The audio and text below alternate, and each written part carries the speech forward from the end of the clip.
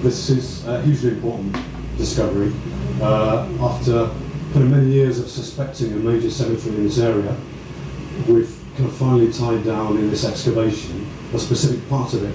We started construction here with an archaeologist on site from day one because we have suspicion we were going to come across those. As soon as the first kind of skull appeared in the soil, our team from Museum of London Archaeology started a careful hand excavation. And within several days we uncovered two very carefully laid out rows with carefully spaced inhumations of burials, not in coffins but in shrouds. And the depth they are, the type of pottery we're getting, strongly suggests that they're part of the Black Death Cemetery of that mid-14th century. It's very significant. It's very rare that we find skeletons that we can date to a specific time.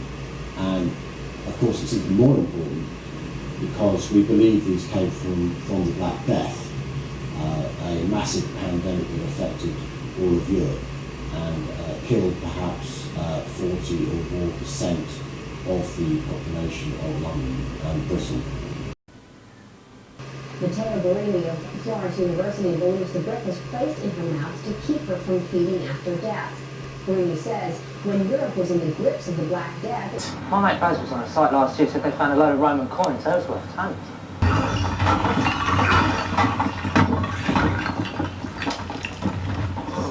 Stinks down here. Does now? Oh, that burns.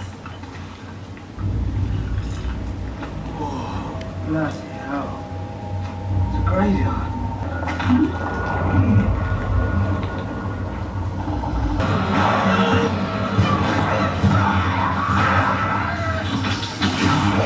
But the dead have been disturbed. My source of concern in intellectual circles about population. Now, it's less than 48 hours until the Chancellor delivers his budget, a budget which could determine whether the country at last pulls out of the worst economic crisis since the war. With little growth to speak of since the coalition came to power, the Chancellor is under huge pressure to change the UK's fortunes, not to mention his own. He's expressed hope that the economy is finally healing. As Faisal Islam discovered when he travelled around Britain, there's precious little sign of optimism. People are really struggling to cope with the squeeze on their incomes. Here's his glimpse inside Britain's zombie economy.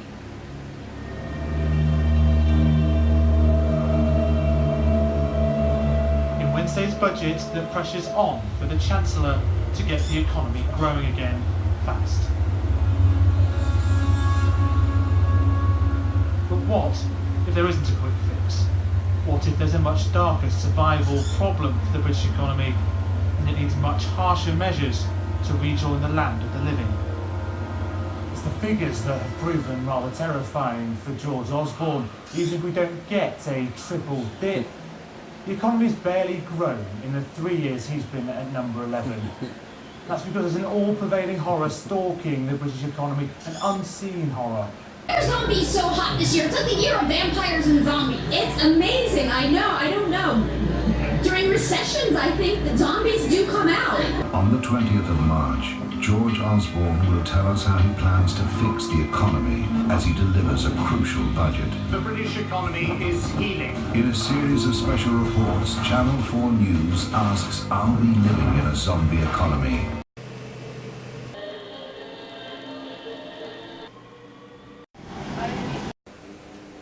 God, I hope the zombies attack today.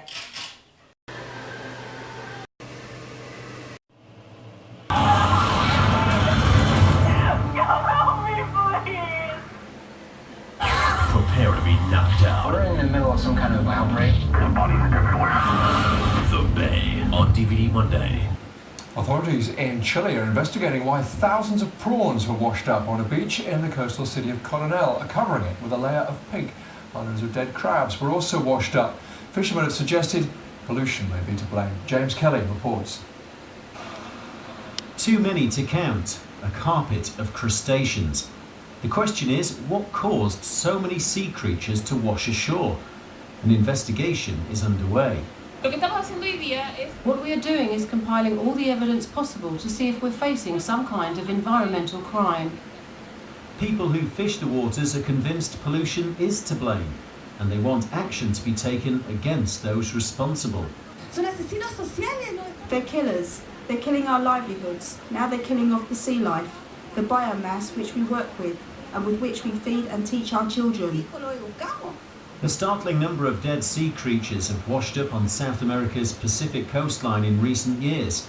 Environmental experts say some of the possible explanations include viruses, offshore oil exploration, and poisoned food sources. If, like me, you watched a lot of zombie movies, you'll know all too well what a zombie apocalypse is going to look like. Once the virus is eating away the dead flesh, then we'll make them. Making use of heroes, yeah.